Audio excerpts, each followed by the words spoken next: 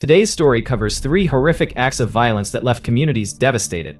First, the Pulse Nightclub shooting, a hate-fueled attack on the LGBTQ community that claimed 49 lives.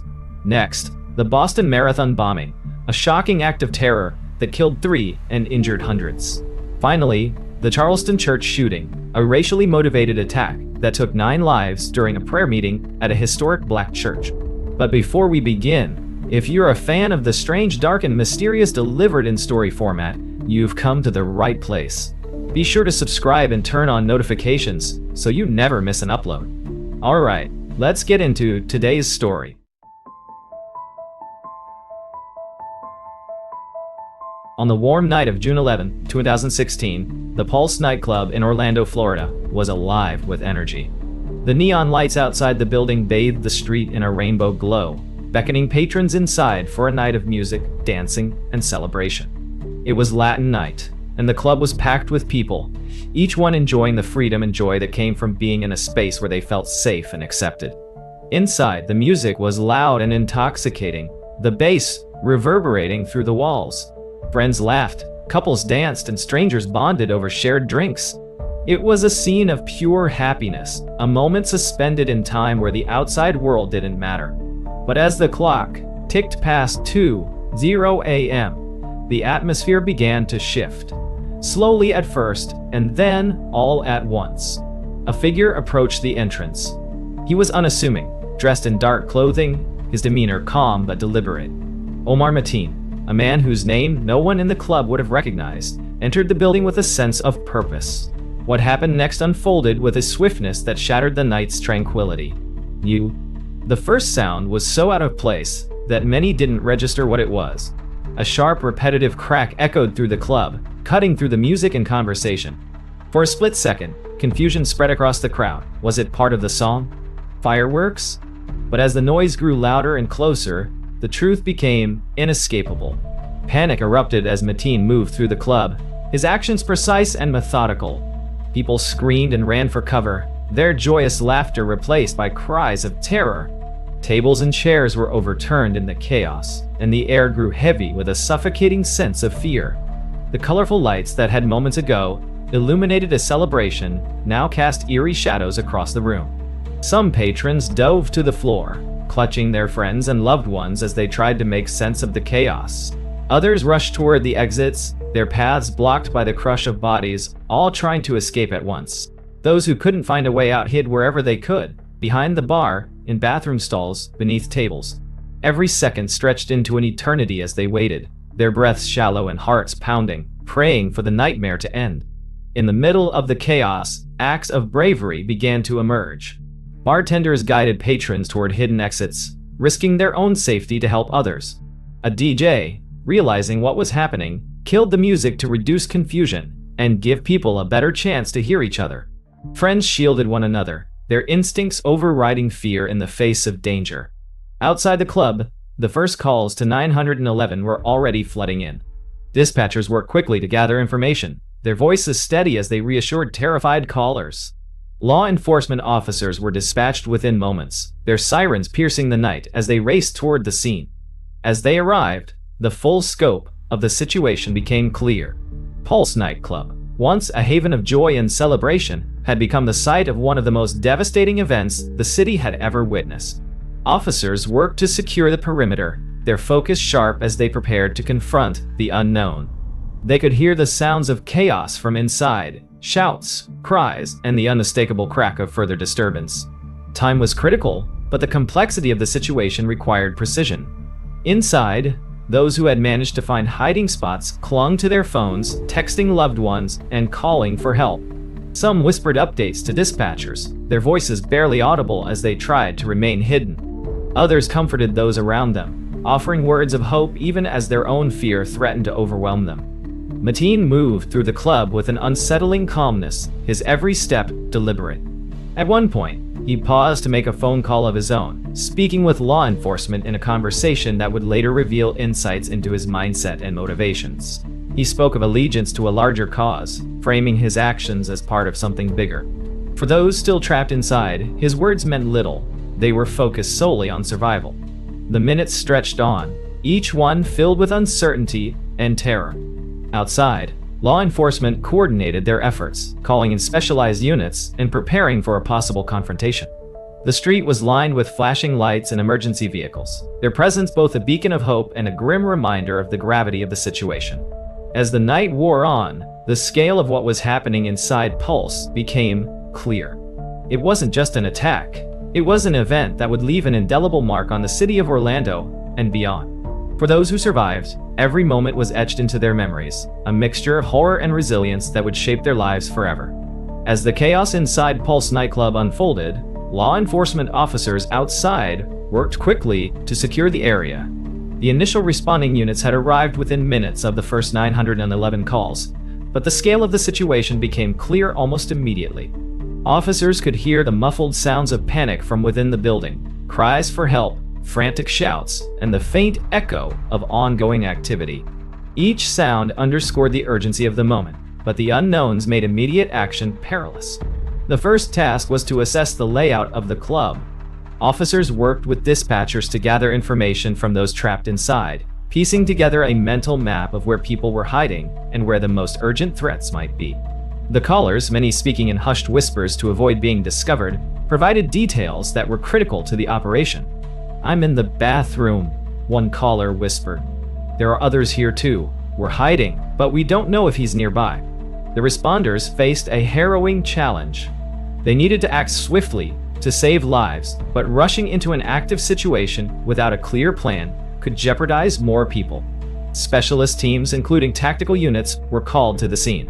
Their arrival marked a shift in the operation, as experienced personnel took charge of coordinating the response. Inside the club, the situation remained dire. Those who were hiding clung to their phones, using them to send desperate messages to loved ones. "I love you," read one text. "I'm scared." Others posted messages on social media, their words a mix of fear and hope. For those trapped in bathroom stalls or behind overturned tables, every second felt like an eternity. The faint sound of voices outside, officers shouting instructions to one another, radios crackling, offered a small but vital glimmer of hope. Meanwhile, Omar Mateen, the individual responsible for the night's events, had positioned himself strategically within the club. His movements were deliberate, as though he was fully aware of the time it would take for responders to enter. At one point, he called 911 himself, engaging in a chilling conversation with the operator. He identified himself, referenced larger ideologies, and made claims that would later be examined in exhaustive detail. For investigators, this call would become a key piece of understanding his motivations. Outside, tactical teams prepared for a potential breach.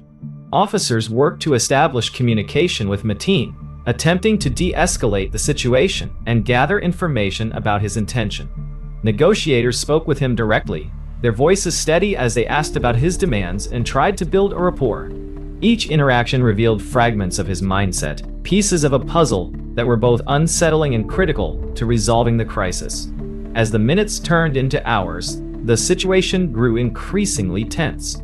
Some of those trapped inside managed to escape through windows or side doors, their frantic movements caught by officers who helped guide them to safety. Each person brought new information about the layout of the club, the locations of other survivors, and Mateen's movements. Their accounts painted a grim picture of the fear that had gripped the nightclub. For those still trapped, the waiting was agonizing. In the bathrooms, groups of people huddled together, whispering prayers and offering each other comfort. One survivor later described holding the hand of a stranger, their shared fear forging an unspoken bond. "We didn't know if we would make it out," they recalled. "But we had each other, even in that moment." The officers outside faced mounting pressure. Every decision carried weight, with lives hanging in the balance. The operation required precision, balancing the need for swift action with the potential risks of escalation. Tactical leaders coordinated with local law enforcement, ensuring that every movement was calculated and deliberate. As the hours wore on, the gravity of the situation became clear to those watching from a distance. News of the events at Pulse spread rapidly, drawing attention from across the nation. Families of those inside the club gathered nearby, their faces etched with worry as they waited for updates. The area around Pulse was flooded with emergency vehicles, their lights cutting through the darkness of the early morning. Inside the command center, decisions were being made. The goal was clear: to end the situation and ensure the safety of as many people as possible. Yet, the path forward was fraught with uncertainty. Negotiations with Mateen continued, but his responses grew increasingly erratic. For the tactical teams preparing to act, the stakes had never been higher. Every detail from the survivors, every piece of intelligence gathered, added to the plan. The responders knew that time was running out. The people inside Pulse, those who had spent hours hiding in fear, needed them to act.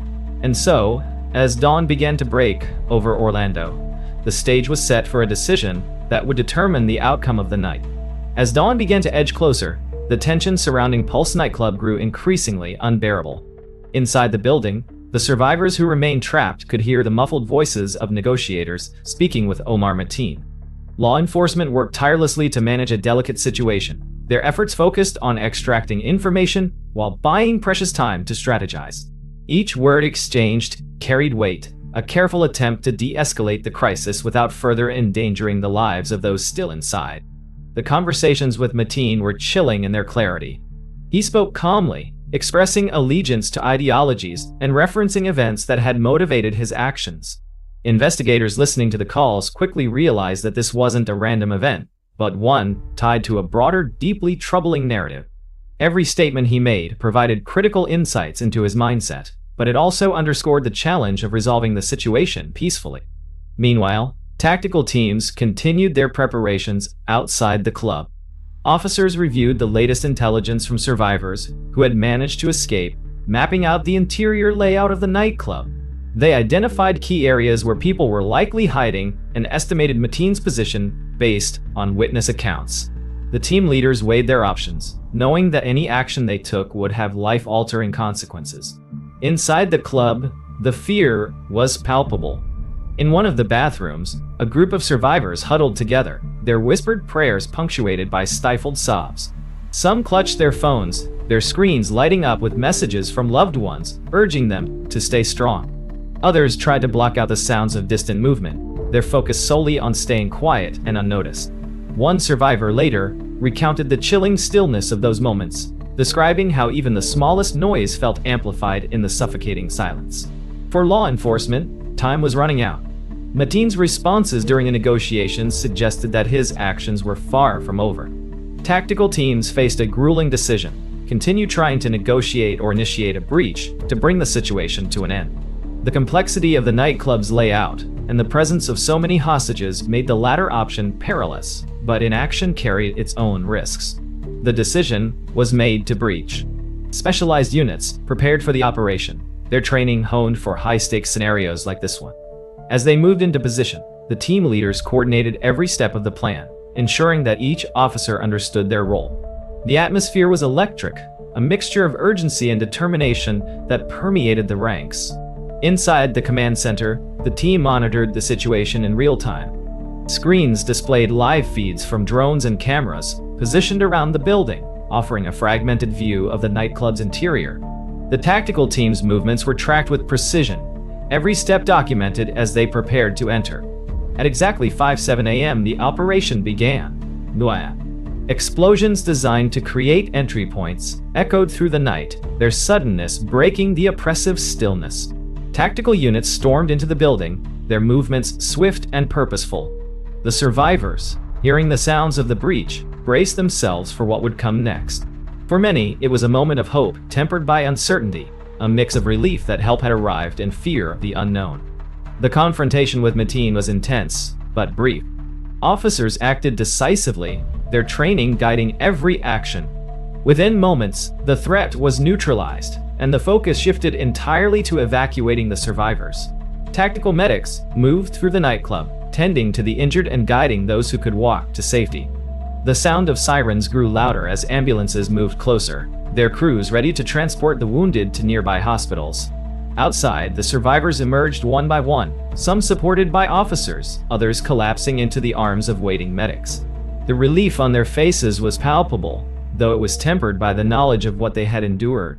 Family members waiting nearby rushed forward, their embraces filled with both joy and heartbreak. For those who had been trapped inside, the ordeal was finally over, but the journey toward healing was only beginning. As the sun rose over Orlando, the scale of the night's events became fully apparent. The area around Pulse was a flurry of activity, with law enforcement, medics, and investigators working side by side. The nightclub, once a place of celebration and community, now stood as a somber reminder of the night's tragedy. Yet even amid the devastation, there was a sense of resilience, a determination to honor those who had been lost and to support those who had survived. The responders, many of whom had worked through the night, began to process what had unfolded. Their efforts had saved lives, but the weight of what they had witnessed was heavy.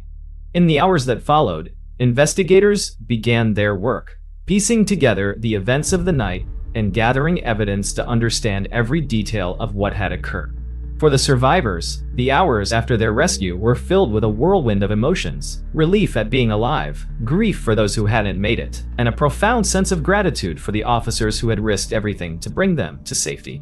It was a night that would leave scars, but it was also a night that showcased the strength of the human spirit in the face of unimaginable circumstances. As the sun rose over Orlando on June 12, 2016, the streets around Pulse Nightclub were a blur of activity. Emergency vehicles lined the area, their flashing lights cutting through the early morning haze. Officers, medics, and investigators moved purposefully, each step part of the delicate process of transitioning from a rescue operation to an investigation. The aftermath of the night's events was staggering, a reality that was still settling in for everyone involved. For those who had survived, the hours immediately following their rescue were disorienting. Many were transported to nearby hospitals, where teams of doctors and nurses worked tirelessly to provide care. The medical staff faced an overwhelming task, treating injuries that ranged from minor to critical. Some survivors sat in waiting rooms, their hands trembling as they clutched their phones, calling loved ones to let them know they were alive. Others, unable to speak, were comforted by hospital staff, who offered quiet reassurances amidst the chaos. Outside the hospitals, families gathered in growing numbers, their faces itched with worry as they awaited news. Lists of names were circulated, detailing those who had been rescued and taken in for treatment. For every name checked off, there was a wave of relief, but the absence of a name brought unbearable uncertainty. The moments stretched long, punctuated by sobs, whispered prayers, and the occasional embrace as people supported one another. Back at the nightclub, the scene was transformed. The vibrant space that had once been filled with music and laughter was now the center of a meticulous investigation. Teams of forensic experts entered the building, documenting every detail. Bullet casings, overturned furniture, and other evidence told the story of the night's events with a stark clarity. Investigators worked carefully, piecing together the sequence of events to ensure no detail was overlooked. The law enforcement officers who had been part of the rescue and response were given a moment to regroup. Many of them, still processing the weight of what they had experienced, sat quietly as they shared words of encouragement with one another. The enormity of the situation had not yet fully settled in, but there was an unspoken understanding of the profound impact this event would have, not just on the community, but on each individual who had been part of it. In the hours that followed, more details about the individual responsible began to emerge. Investigators worked quickly to trace the events leading up to the night, examining phone records, online activity, and interactions. What they uncovered painted a troubling picture of a person deeply influenced by divisive ideologies. The shooter's actions, while devastatingly clear in their intent, left behind questions about the motivations that had led to such a horrific act. Meanwhile, the city of Orlando began to rally around its community. Local businesses and organizations offered support to survivors and their families, providing food, shelter, and counseling services. Vigils were organized almost immediately, drawing thousands of people to honor the lives lost and to show solidarity with the survivors. The phrase "Orlando Strong" began to circulate, a rallying cry that reflected the resilience and unity of the city in the face of unspeakable tragedy. The survivors themselves became symbols of strength. Their stories, shared in news interviews and on social media, resonated with people across the globe. One survivor described how a stranger had shielded them during the chaos, an act of selflessness that had saved their life. Another recounted the moment they realized they had made it outside, collapsing onto the pavement as the adrenaline gave way to overwhelming relief. These accounts, Both heartbreaking and inspiring, highlighted the humanity that had emerged amidst the darkness. Law enforcement officials continued their work, balancing the need to provide answers with the delicate task of supporting a grieving community. Updates were shared carefully, each one a step toward understanding the full scope of the event. The names of those lost were released, accompanied by stories of their lives and the impact they had on their families and friends. Each name was a reminder of the individuals behind the numbers, lives cut short in a place meant for joy and celebration. For Orlando, the pain of the event was undeniable, but so was the resolve to move forward. The nightclub, now surrounded by a growing memorial of flowers, candles, and heartfelt messages, became a place of pilgrimage for those seeking to honor the victims. Community leaders emphasized the importance of unity, urging people to support one another and to channel their grief into meaningful action. In the days following the tragedy, the focus remained on healing and remembrance.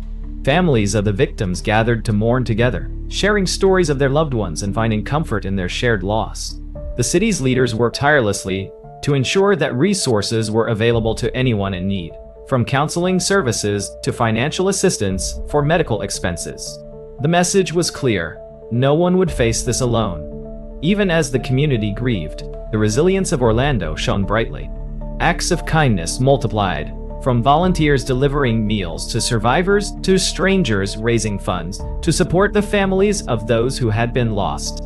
It was a testament to the strength of the human spirit, a reminder that even in the face of unimaginable loss, compassion and hope could prevail. As the first day after the tragedy came to a close, the people of Orlando prepared for the long road ahead. The scars of the event would remain, but so would the memories of the lives that had been touched, the love that had been shared, and the determination to honor those who had been taken too soon. The journey toward healing had only just begun.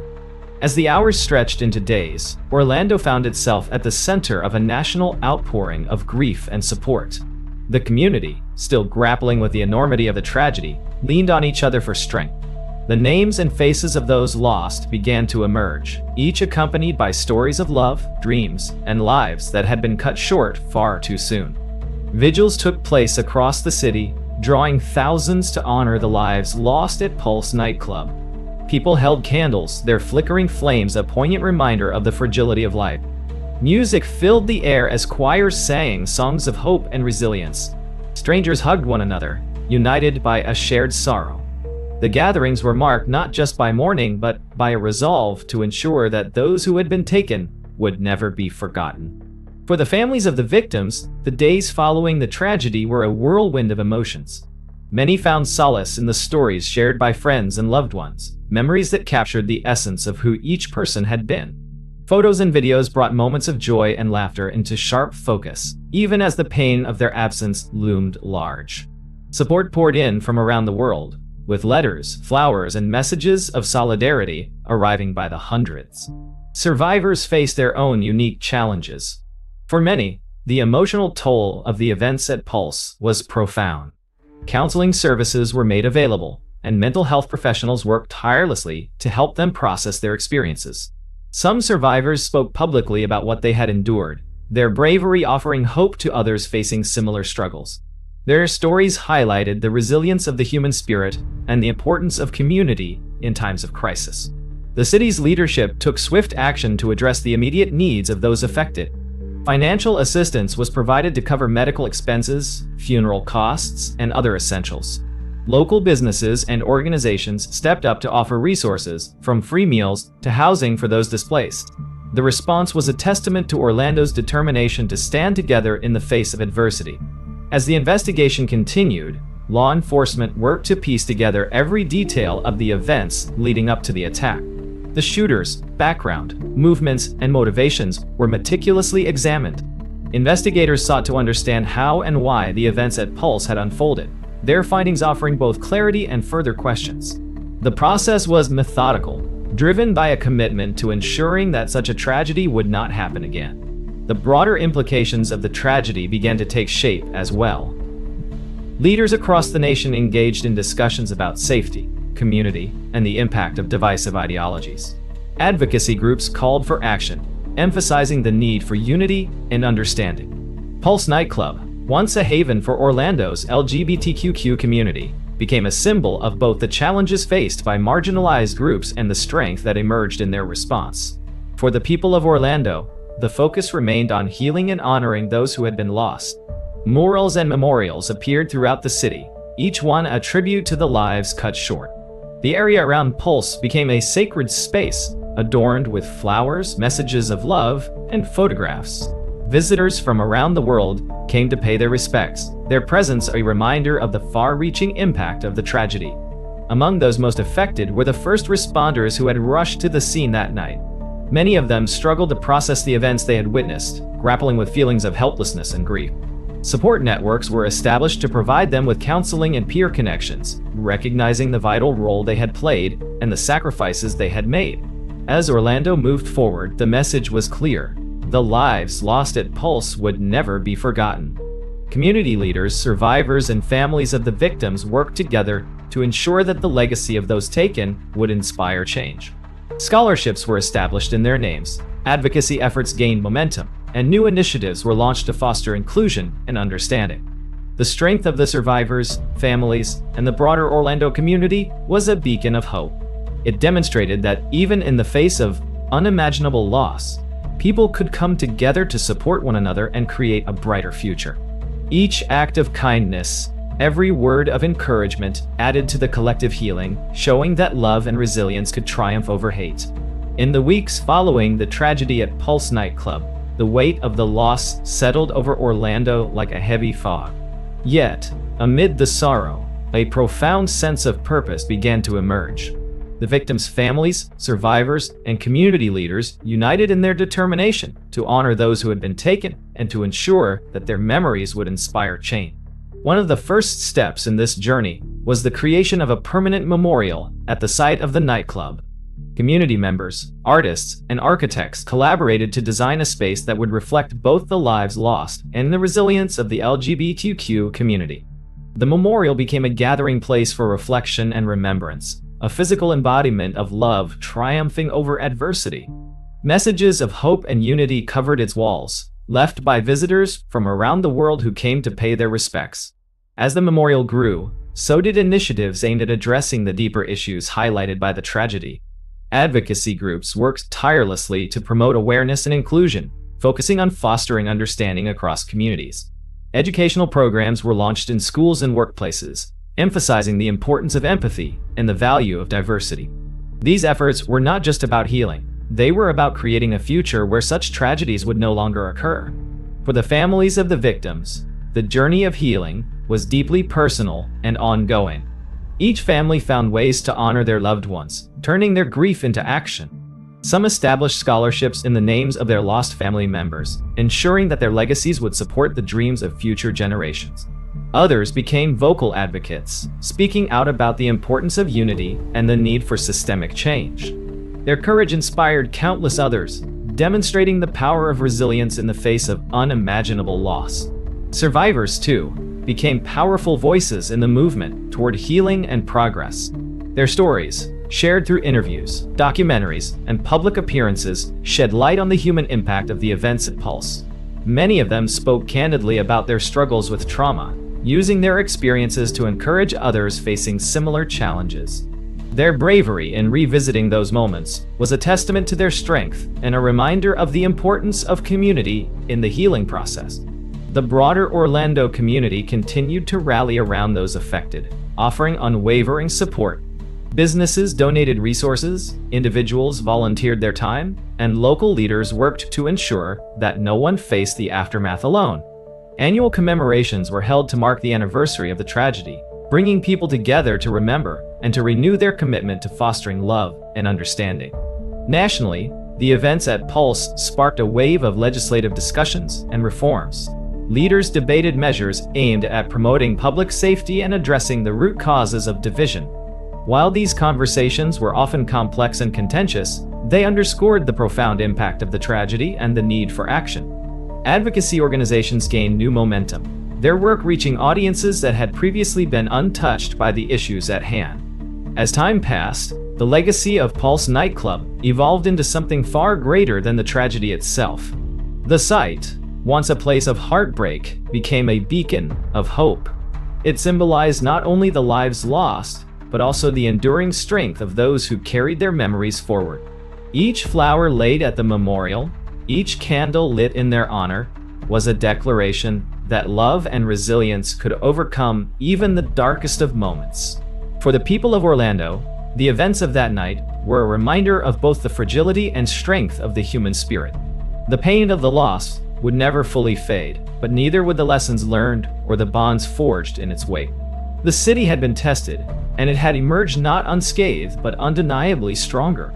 The story of Pulse Nightclub is one of heartbreak, but it is also a story of hope. It is a reminder that even in the face of profound tragedy, communities can come together to heal, to honor, and to build a future defined by compassion and understanding.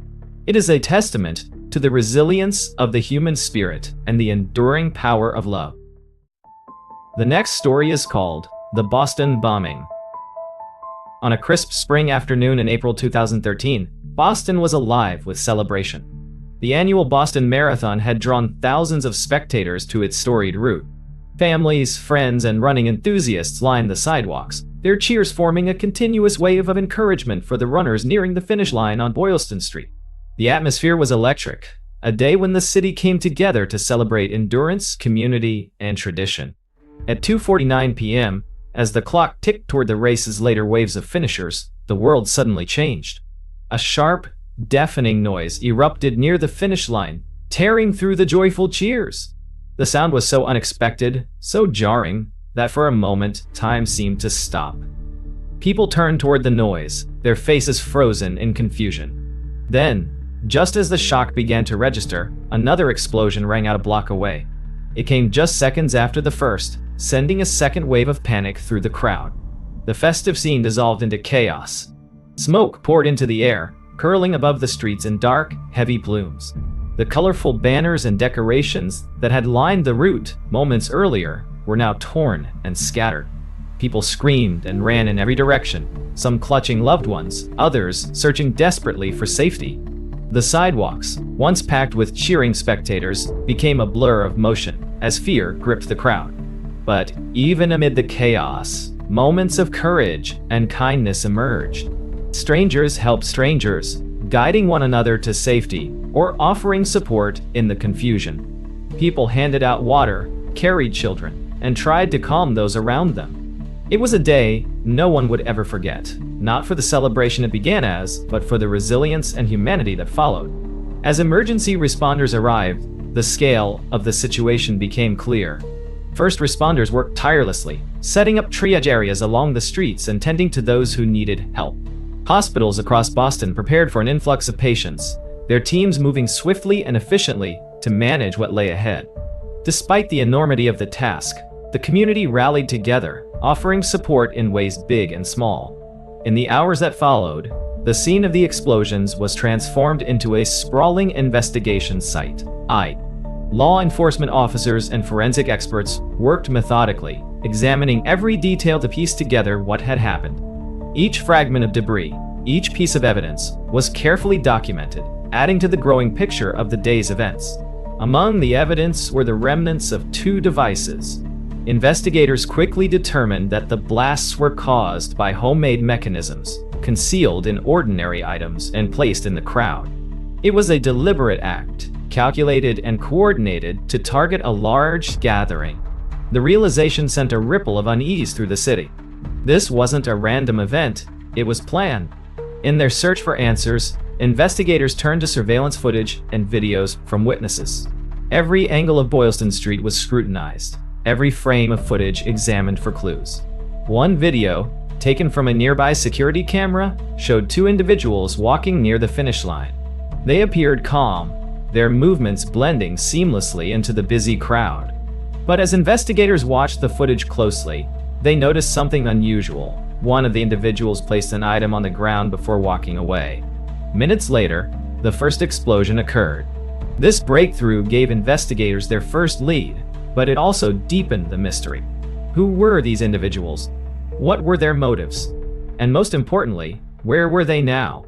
The urgency of these questions drove the investigation forward, with law enforcement agencies across the city working around the clock to uncover the truth. News of the day's events spread quickly, capturing the attention of people around the world. Media outlets broadcast updates, their coverage filled with images of the finish line and the stories of those who had been there. Despite the shock and fear, one message began to emerge. The people of Boston would not be defined by what had happened, but by how they responded. Across the city, acts of kindness multiplied.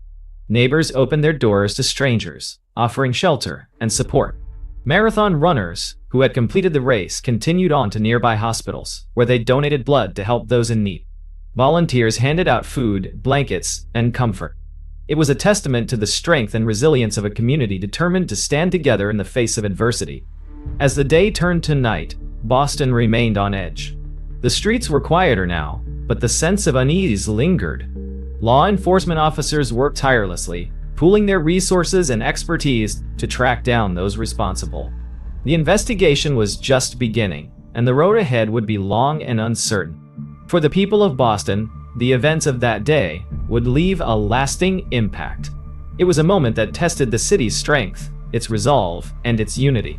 But even in the face of such profound challenges, one thing was clear: Boston would endure. And so, as the smoke cleared and the city began to process what had happened, the search for answers and justice continued. As the investigation unfolded, the city of Boston transformed overnight. What had been streets filled with celebration now bore the weight of an all-consuming search for answers. Boylston Street remained cordoned off, a sprawling maze of yellow tape and barricades as forensic teams meticulously combed through every inch of the scene. Federal agents, local police, and bomb technicians worked side by side, their collective focus razor-sharp. Inside a temporary command center, a flurry of activity buzzed around the clock. Walls were lined with maps, photographs, and timelines, each new piece of evidence adding to the growing puzzle. The remnants of the devices used in the attack told investigators one thing: whoever was responsible had carefully planned every detail. These were improvised devices, crafted with precision, concealed in everyday items that blended seamlessly into the surroundings. It was clear that the intent had been to harm as many people as possible while evading detection. Hours turned into days, and still, the identities of the attackers remained a mystery.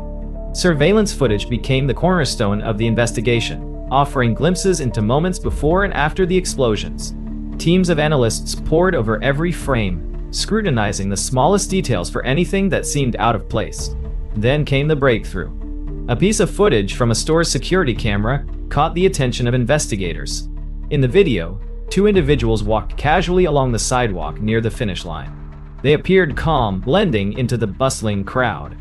Each carried a backpack, but it wasn't their presence that raised suspicion, it was their movements. One of them stopped, placed their bag on the ground, and walked away without hesitation. Just minutes later, the first blast occurred in that very spot.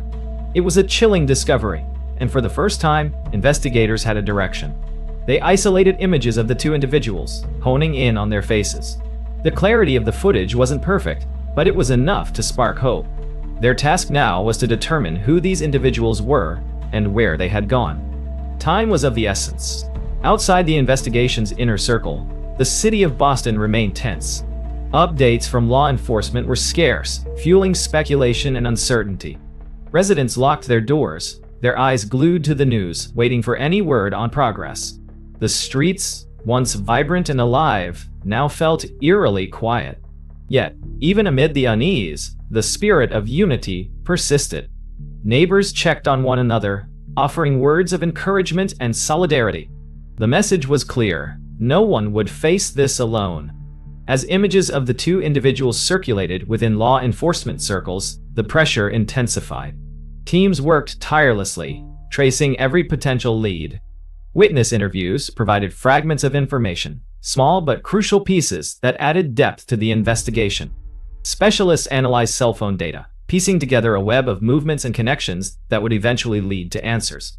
The turning point came when federal agents decided to release the images of the two individuals to the public. It was a calculated risk. By sharing the photos, they hoped to generate tips from anyone who might recognize the faces. At the same time, They knew it could push the individuals into hiding, making them even harder to find. The announcement was made during a somber press conference. Images of the two individuals, now referred to as Suspect 1 and Suspect 2, were displayed prominently, their faces frozen on screens across the nation. The plea was direct. If anyone had seen these individuals or had any information, they needed to come forward immediately. The release of the photos marked a turning point, not just for the investigation, but for the entire city. People studied the images intently, searching for any flicker of recognition. Tips poured in, each one offering a potential path forward. Some leads fizzled out quickly, dead ends in a labyrinth of possibilities. Others held promise, sending investigators racing to verify details and connect dots. As the hours ticked by, the focus remained sharp. Every piece of information was treated as vital, no matter how small. The tension within the command center was palpable, the weight of responsibility pressing heavily on every shoulder. This was a race against time, and the stakes could not have been higher. Then, late one evening, a breakthrough emerged from an unexpected place. A tip came in from someone who recognized one of the individuals in the photos. The information was specific, providing a name and a possible location. The team acted swiftly, cross-referencing the tip against their existing evidence. Within hours, they had a match. The identities of the two individuals were finally revealed, and with them came a wave of relief and urgency. They were brothers, young men who had lived quietly among the very community they now sought to disrupt. Their names were quickly shared across all law enforcement channels, their profiles examined in painstaking detail. The pieces of the puzzle were falling into place, but the work was far from over. The next step was critical, locating the individuals and bringing them into custody. Plans were drawn up, resources mobilized, and teams prepared for what lay ahead. It was a moment of both hope and trepidation. The investigation had reached a pivotal point, and the road forward would test every ounce of resolve. As the city slept, unaware of the developments unfolding in the shadows, the gears of justice continued to turn. The pursuit was on. As dawn broke over Boston, the city woke to a new sense of urgency. Law enforcement now had names and faces for the suspects, but their location remained a mystery. The two brothers, Tamerlan and Dzhokhar Tsarnaev, were identified as the individuals seen in the surveillance footage. The revelation added clarity, but also raised more questions. Who were they? What motivated their actions? And most pressingly, where were they now? Agents scrambled to piece together the brothers' movements in the days leading up to the marathon. Their investigation revealed a series of behaviors that painted a chilling picture. Both had been living quietly in the area for years, blending seamlessly into the fabric of the community. Neighbors described them as polite and unremarkable, making their actions all the more difficult to comprehend. As the search intensified, new information came to light. A carjacking incident in nearby Cambridge provided a critical lead. The victim, who managed to escape unharmed, recounted a harrowing encounter. He described being approached by two men who forced him into his own vehicle and demanded his cooperation. The men boasted about their involvement in the recent events, leaving no doubt that they were the suspects law enforcement was hunting.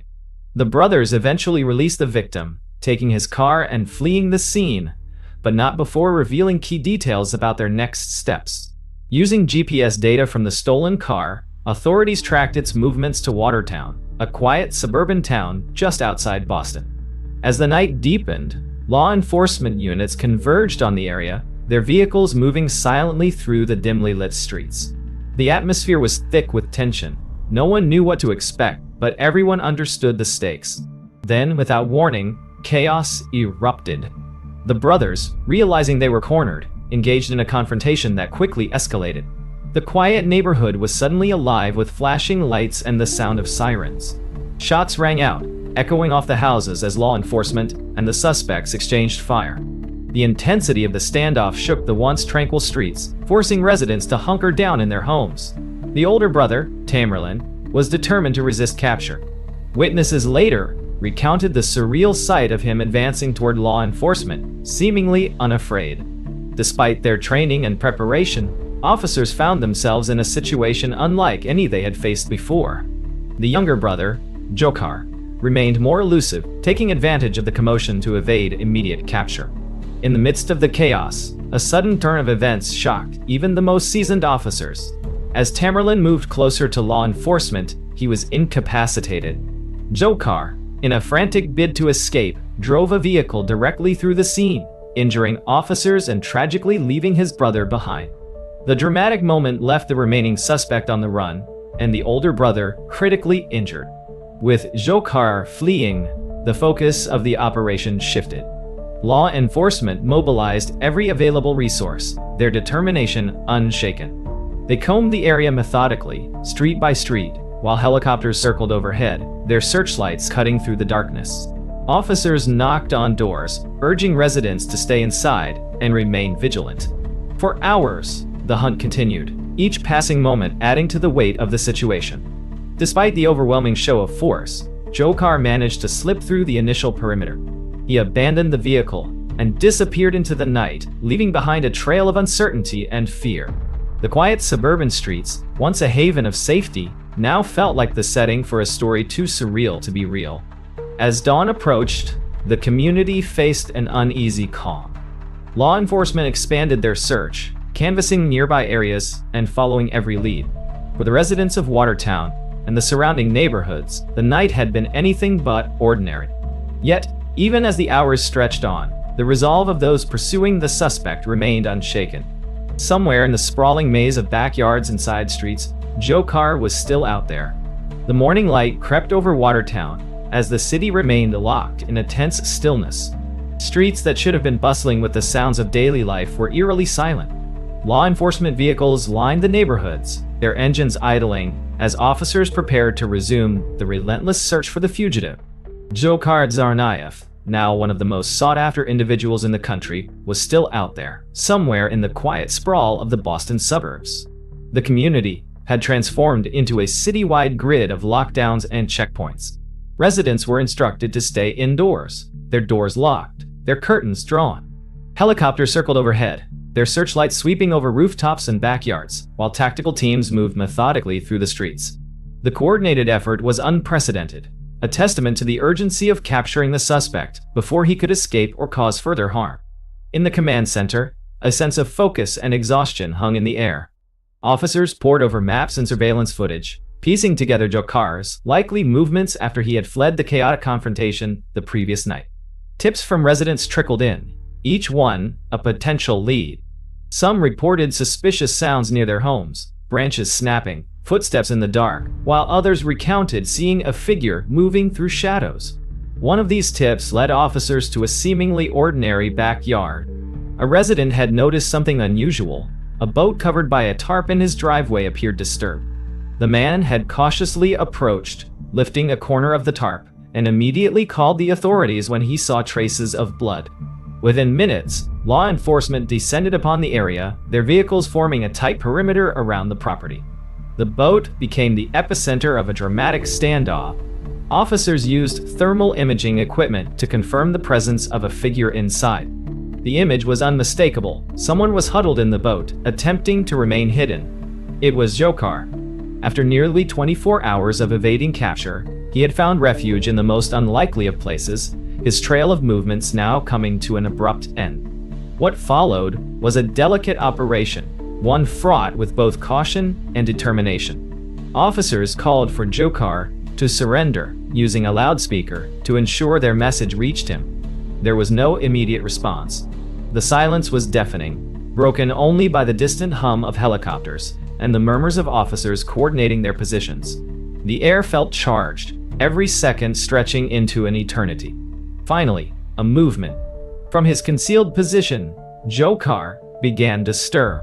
Whether it was the realization that escape was no longer an option, or simply exhaustion taking its toll, he eventually responded to the commands. Slowly and carefully he emerged, his actions deliberate and visible to law enforcement. Officers moved in, their training in ensuring that every step of the process was controlled and precise. After a day that had brought the city to a standstill, the manhunt ended without further escalation. As Dzhokhar was taken into custody, a wave of emotion swept through the city. Relief, exhaustion, and a lingering sadness for the events of the past days mixed together. The news spread quickly, first through law enforcement channels, and then to the public. Residents began to emerge from their homes, cautious but curious, eager to reclaim their streets and their sense of safety. The aftermath of the capture left Boston reflecting on what had transpired. While the immediate threat had been neutralized, the scars of the events remained fresh. For many, the image of a city united in its determination to overcome adversity stood in stark contrast to the pain that had been inflicted. Yet, as Boston began to move forward, the focus shifted towards seeking accountability and understanding the motivations behind the actions that had so deeply affected the community. The road ahead would be long, but for the moment, there was a collective exhale, a recognition that, in the face of darkness, Boston had stood resilient. The story was far from over, but for the first time in days, the city could begin to heal. As Dzhokhar Tsarnaev was taken into custody, the streets of Watertown, once filled with fear and uncertainty, began to stir. The sense of relief was palpable, but it was tempered by the weight of what the city had endured. Officers and investigators, exhausted but resolute, shifted their focus from pursuit to processing the suspect and piecing together the details of the attack. The end of the manhunt was not the end of the story. It was the beginning of understanding.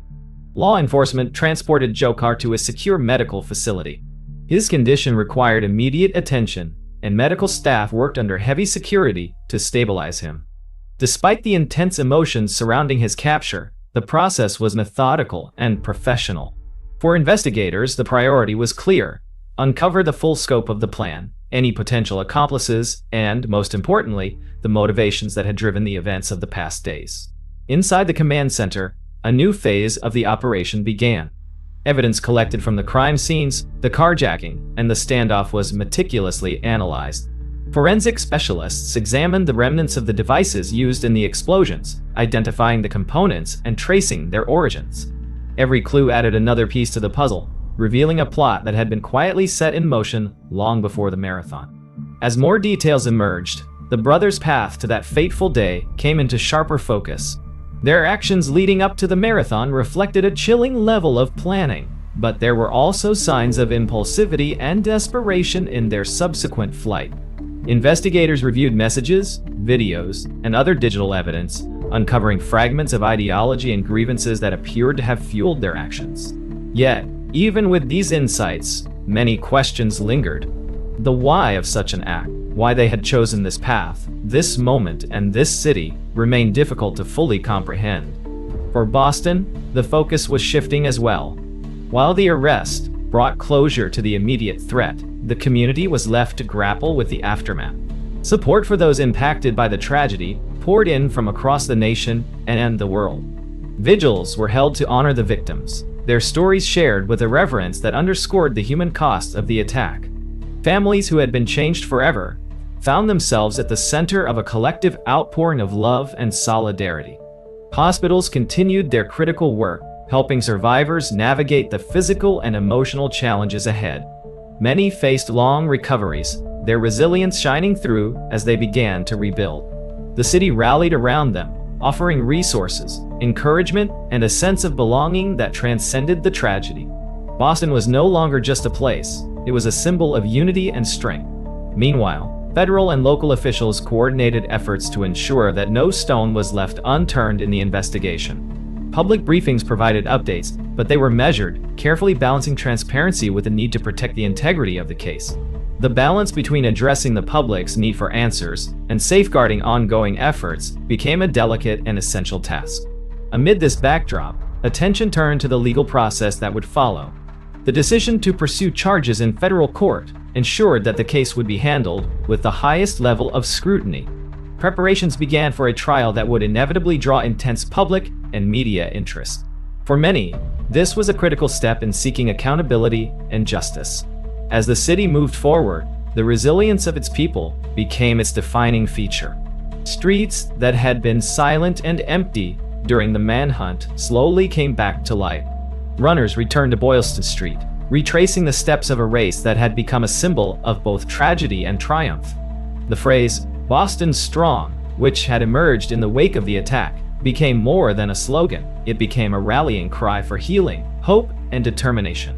In the days that followed, the investigation revealed more details about the brothers' plans and their motivations, providing answers to some of the questions that had haunted the city. Yet, for many, the journey to understanding and closure would take much longer. Boston was forever changed, but it remained unbroken. The spirit of the city, forged in resilience, continued to shine brightly.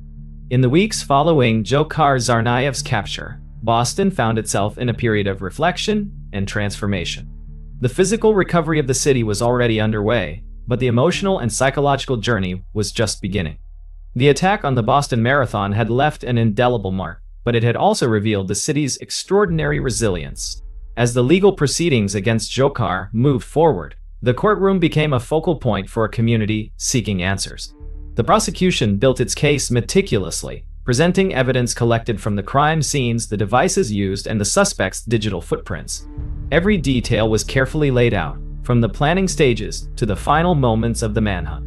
The weight of the evidence was overwhelming, but the courtroom also became a space where the stories of survivors and families were shared with dignity and strength. Witnesses recounted their experiences with a mix of raw emotion and quiet resolve. Marathon runners described the joy of the race and the sudden horror that followed. First responders shared their accounts of rushing into uncertainty, focused only on helping those in need. And survivors, many of whom had endured life-changing injuries, spoke of their journeys toward recovery, their voices carrying both pain and hope. These testimonies became a testament not only to the gravity of what had occurred, but also to the enduring spirit of those who had lived through it. Outside the courtroom, Boston continued its own process of healing. Memorials sprang up across the city, spaces where people gathered to honor the victims and reflect on the events that had unfolded. Messages of support poured in from around the world, uniting people in a shared commitment to stand against fear and violence. The marathon itself became a symbol of defiance and resilience, with organizers announcing plans for its return the following year, stronger and more united than ever. The trial reached its conclusion with the jury delivering a verdict that many had anticipated but still found difficult to hear. Dzhokhar was convicted on all charges, and the penalty phase brought another wave of emotional testimony. The sentence, though seen by some as a measure of justice, could never undo the harm that had been done. For the families of victims, survivors, and the broader community, the verdict marked an important step in a long and ongoing journey toward healing. As the legal chapter closed, the focus shifted to the broader lessons of the tragedy. Officials at every level worked to analyze what had happened, looking for ways to improve security and prevent similar events in the future. The attack prompted changes to public safety protocols, but it also sparked a deeper conversation about resilience, community, and the values that define a society. Boston's recovery was not a single moment, but a collection of countless small acts, each run completed in honor of the marathon. Each word of encouragement offered to a survivor, each instance of neighbors supporting one another. These moments, woven together, formed the fabric of a city that refused to be defined by the actions of two individuals. In the years that followed, the Boston Marathon remained a powerful symbol. Runners from around the world returned to Boylston Street, their determination undimmed. For many, crossing the finish line became an act of remembrance and defiance, a way to honor those who had been lost, to celebrate those who had survived, and to reaffirm a shared belief in the strength of the human spirit. The events of April 2013 were a reminder of both the fragility and resilience of life. Boston's response was not simply about rebuilding, but about reaffirming its identity as a city of courage, kindness, and unity. It is a legacy that continues to inspire, a story of triumph over adversity that resonates far beyond the streets of Boylston. The next and final story is called Hate in the Sanctuary. On the warm evening of June 17, 2015, a sense of calm enveloped the Emmanuel African Methodist Episcopal Church in Charleston, South Carolina. The historic church, affectionately known as Mother Emmanuel, had stood for nearly 2 centuries as a beacon of faith and resilience. Inside, the atmosphere was peaceful, as a small group of parishioners gathered for their regular Wednesday night Bible study. Laughter and soft voices filled the room as the group settled into their chairs, their Bibles open, ready to share scripture and conversation. The session was led by Reverend Clementa Pinckney, a charismatic leader known for his deep voice and even deeper faith. Each person there carried their own story, their own reasons for attending that evening, but they were united in their devotion and their shared sense of community. Shortly after the session began, a young man entered the church. He was thin, with light skin and a mop of blonde hair, wearing a gray sweatshirt over tattered jeans. He hesitated near the door, glancing around as if unsure of himself. One of the parishioners noticed him and smiled warmly, inviting him to join. The young man nodded and quietly slipped into a seat near the back. For nearly an hour, he sat among them, listening as the group read scripture and discussed its meaning. Occasionally, he would shift in his seat, glancing down at something in his lap. No one thought much of it. To the welcoming congregation, he was simply a visitor, perhaps someone searching for guidance or seeking solace. But there was something no one in that room could have known. This stranger, who had been welcomed with open arms, was not there to pray or find peace. He had come with a plan that had been forming in his mind for weeks, driven by a dark ideology and a chilling determination. The study continued, the words of faith filling the room with a sense of comfort. Yira shall, got me stubborn comfort. Reverend Pinkney's voice carried a hopeful tone as he spoke of love and resilience, virtues deeply rooted in the church's history. Around him, the group nodded, their faces reflecting the warmth of the message. But the young man's expression remained unreadable, his gaze fixed downward as the moment he had envisioned drew closer. Without warning, he stood. For an instant, there was only the sound of chairs shifting as the group turned toward him, their expressions curious but unalarmed. Then, the atmosphere shattered. In an instant, the peaceful gathering became something unimaginable. The room erupted into chaos, the tranquility obliterated by the actions of one person. For those who survived, the moments that followed were a blur of terror and confusion. The voices that had moments before spoken, words of faith and unity, were now cries for help, mingling with the sound of feet scrambling and the desperate calls for safety. Despite the horror, acts of remarkable bravery emerged. One woman shielded a child, her actions ensuring the young girl would live to tell the story. Others tried to reason with the assailant, their words desperate but filled with courage, hoping to break through the darkness driving his actions. Each second felt like an eternity as the unimaginable unfolded. By the time the young man left the church, the room was silent. What he left behind was a scene of devastation that would ripple far beyond those walls, reaching into the heart of a community and a nation. Outside, the summer night continued as if unaware of the tragedy that had just occurred. The young man climbed into his car and drove off, blending into the quiet streets of Charleston. But within minutes, the first calls to 911 began flooding in. Emergency responders rushed to the scene, their footsteps echoing through the church as they worked to assess the situation and provide aid. The scale of what had occurred was immediately clear, and the shock was overwhelming. The news spread quickly, first among local authorities and then to the wider public. What had happened inside Mother Emanuel was not just a crime. It was an attack on a place of worship, a sanctuary meant to offer safety and hope. As the sun set over Charleston, the gravity of the night began to take hold. But amid the shock and grief, one question loomed larger than all others. Why? The answer to that question, and the path to justice, would reveal a story that would shake not only Charleston, but the entire nation. The aftermath of the events at Mother Emanuel Church unfolded with devastating clarity. As the first responders arrived, the weight of what had transpired became evident. Emergency personnel moved swiftly through the dimly lit church, their voices steady but urgent as they worked to assess the scene. Each step echoed in the quiet sanctuary, a stark contrast to the tragedy that had unfolded only minutes earlier.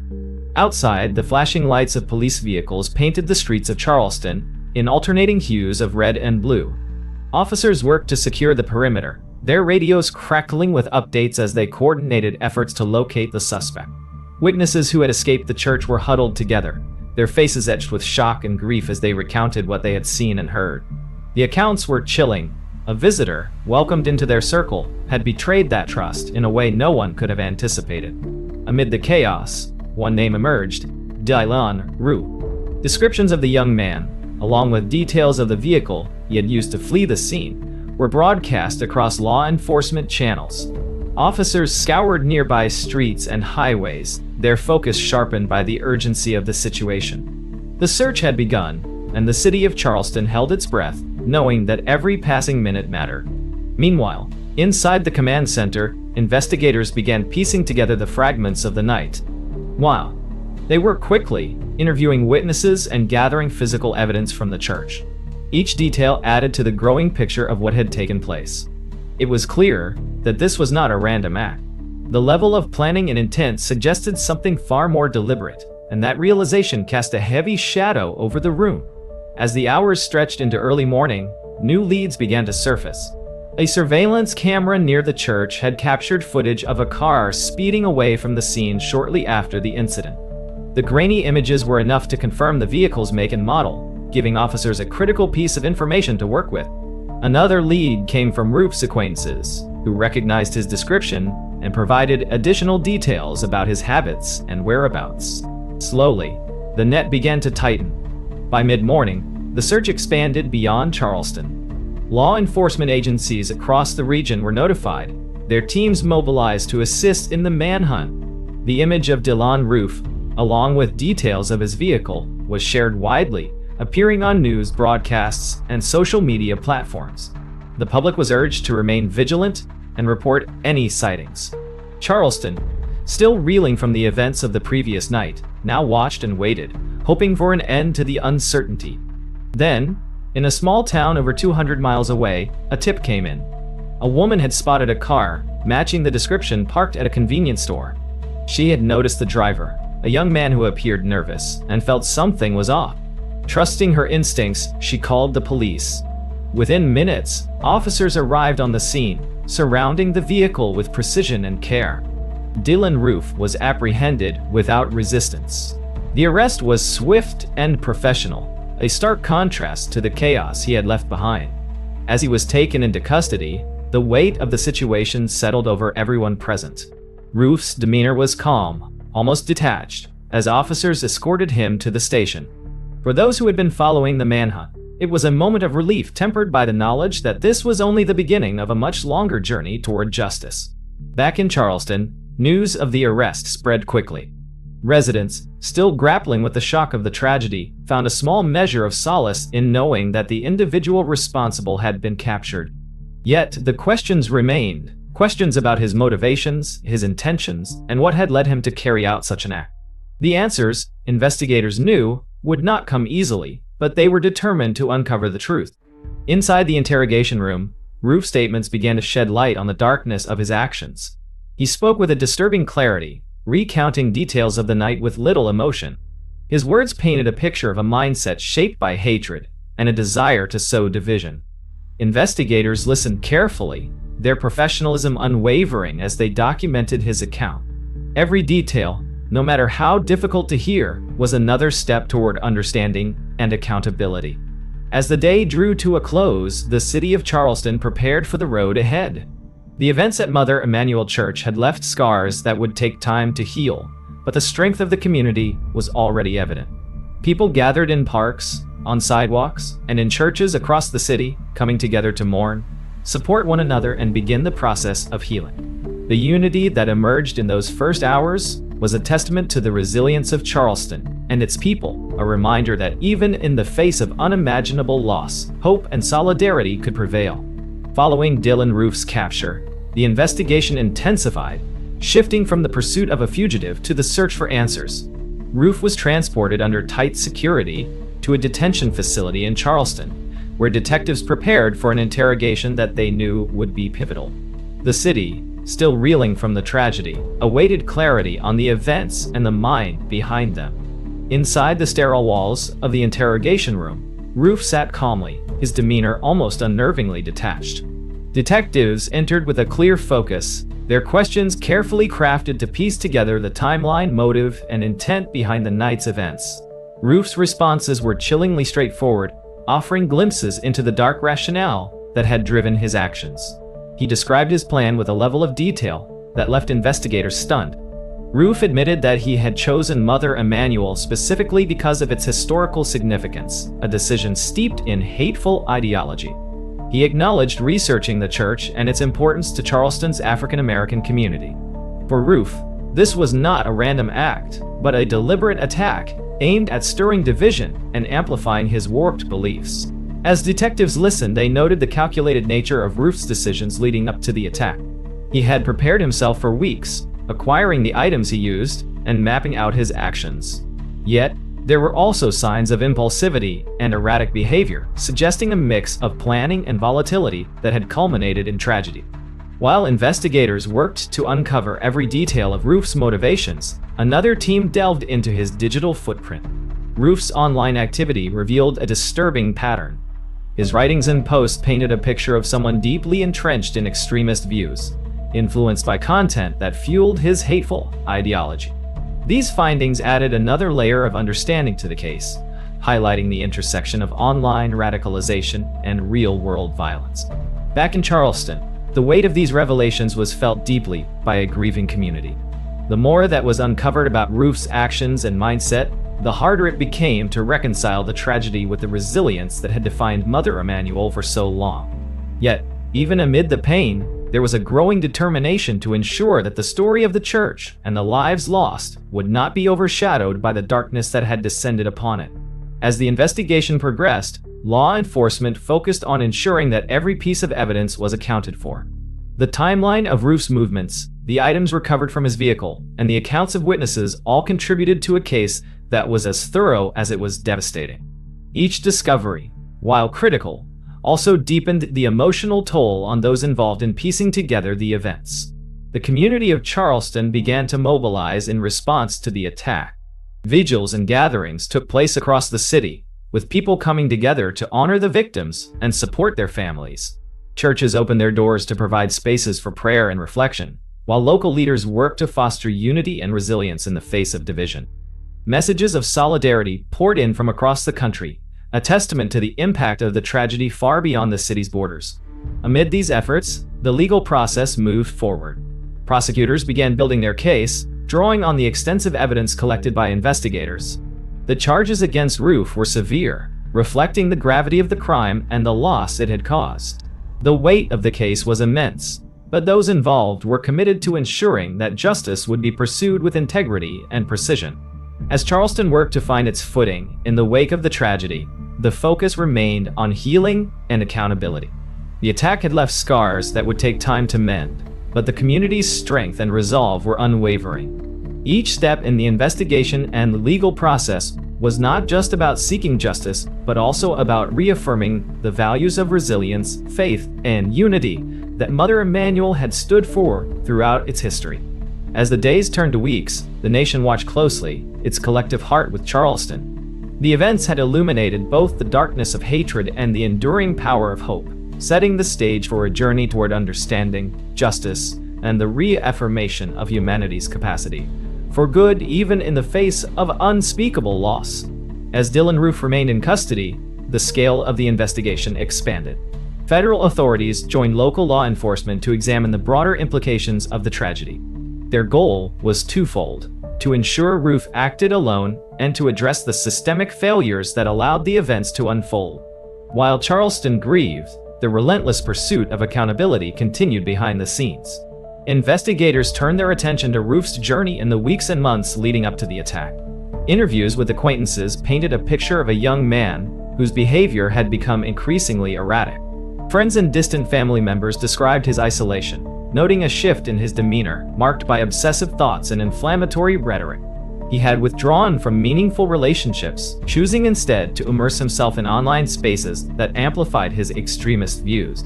Roof's internet activity provided a grim roadmap of his transformation. Investigators uncovered a manifesto he had written, filled with deeply troubling statements. In it, Roof articulated a worldview steeped in hatred, drawing inspiration from content that glorified divisive ideologies. The manifesto, coupled with his social media posts, revealed the depth of his intentions and the influences that had shaped them. Among the most chilling discoveries was Roof's decision-making process in selecting his target. Mother Emanuel was not chosen at random. For Roof, it represented a symbol of unity, history, and resilience within Charleston's African American community.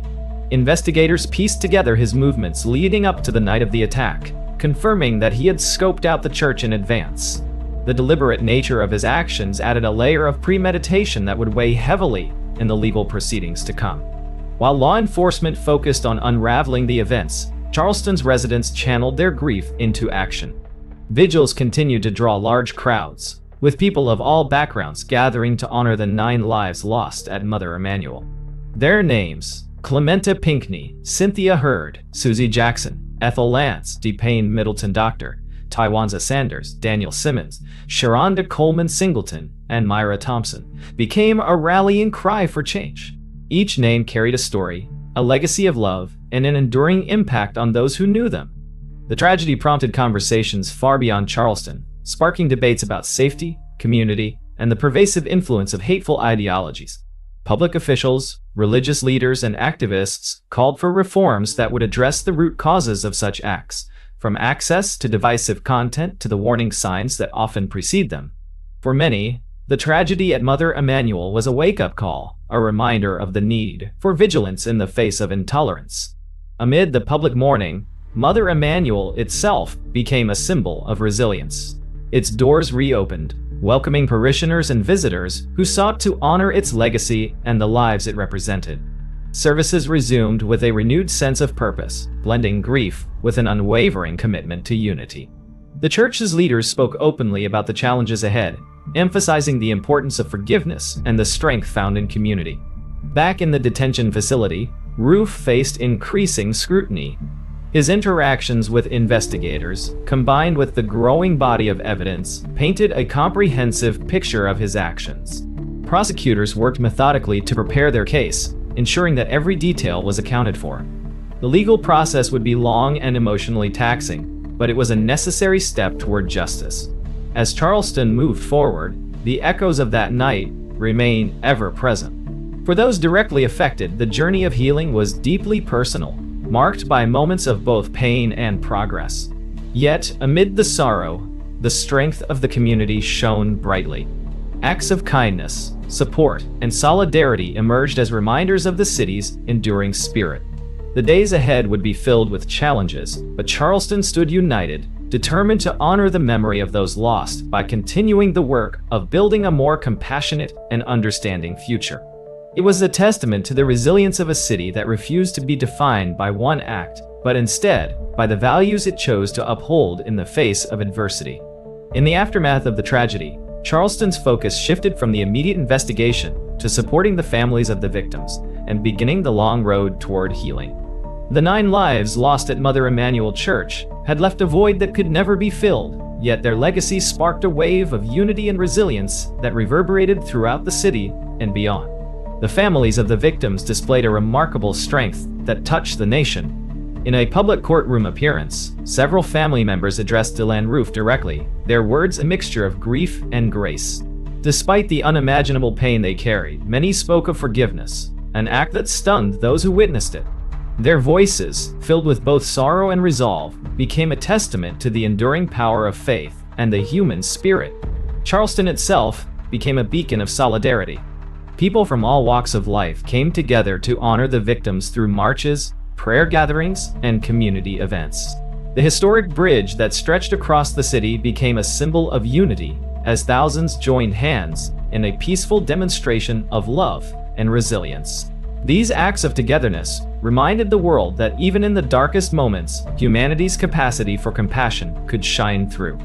Amid the public outpouring of support, efforts to honor the memory of the victims took on tangible forms. Memorial funds were established to provide scholarships, community programs, and support for survivors. The names of those lost became synonymous with hope, their stories inspiring initiatives to address issues of inequality and intolerance.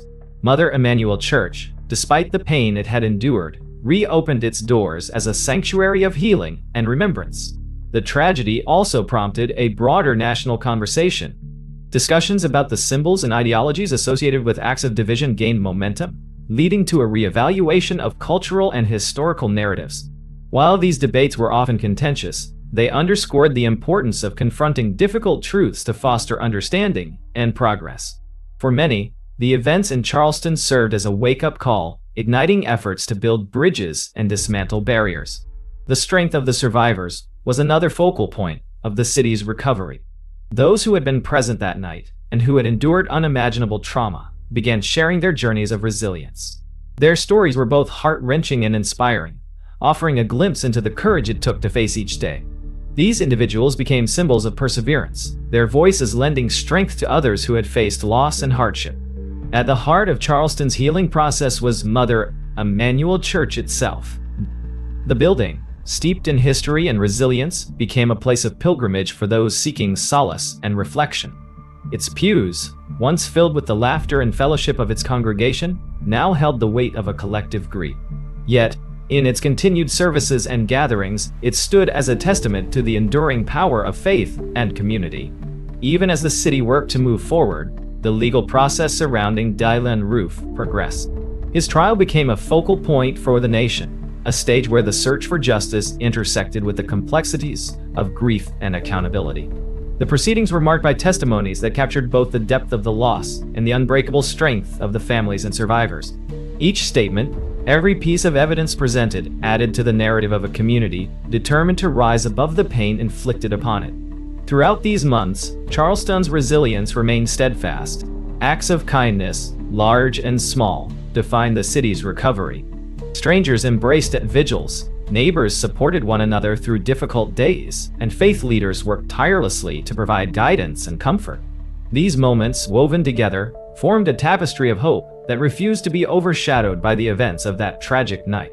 As the city continued to rebuild emotionally and spiritually, the legacy of those lost at Mother Emanuel grew stronger.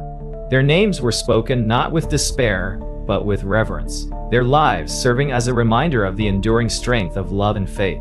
The tragedy had left scars, but it had also illuminated the best of humanity, a community united in the face of loss, determined to create a future defined not by hatred, but by hope. As Charleston pressed forward, the courtroom became the next pivotal stage in the story of the tragedy at Mother Emanuel Church. The trial of Dylan Roof was not merely a legal proceeding. It was a profound moment of reckoning for the victims' families, the community, and the nation. Every detail of the case, every piece of evidence, would serve to honor those lost and hold the perpetrator accountable. The prosecution presented its case with precision, weaving together the evidence gathered in the months since the attack. Surveillance footage, Roof's manifesto, and testimony from survivors created a stark and undeniable picture of premeditation.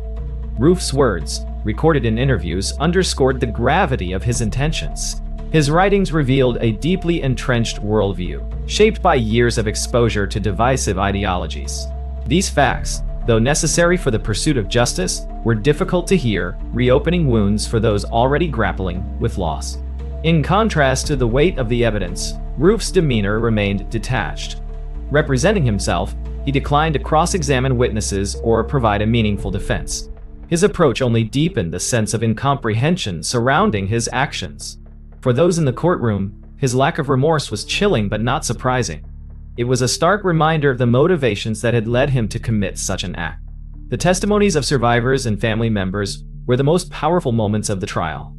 Each person who took the stand shared not just their pain, but also their love for those they had lost.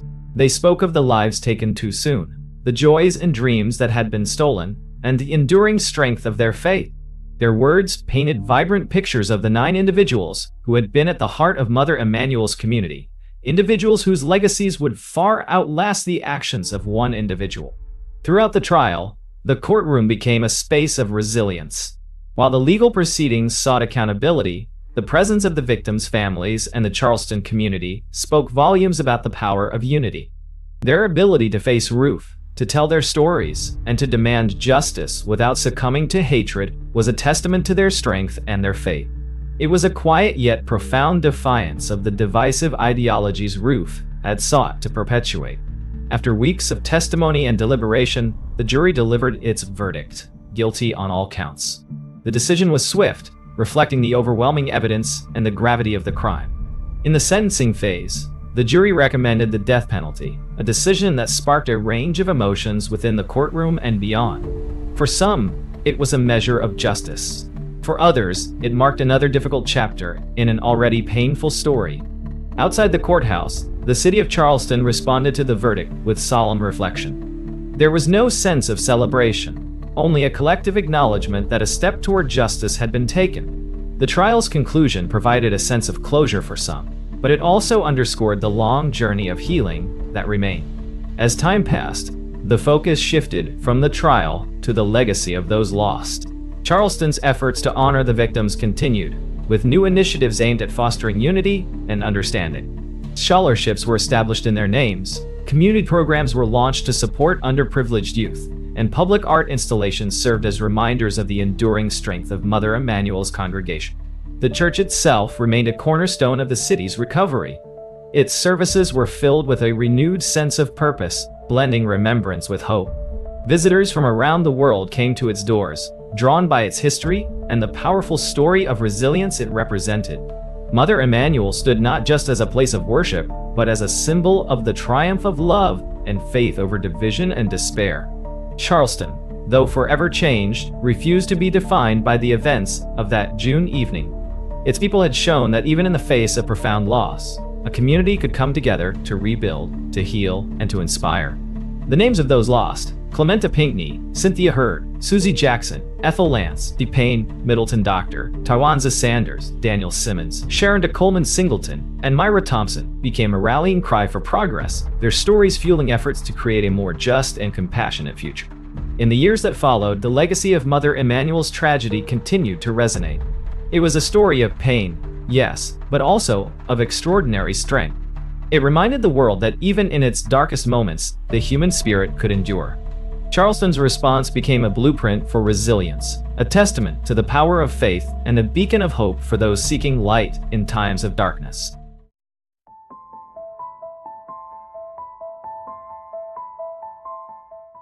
If these stories of tragedy and resilience left you reflecting on the fragility of life and the impact of hate, don't forget to like this video and subscribe for more deep dives into the strange, dark, and mysterious.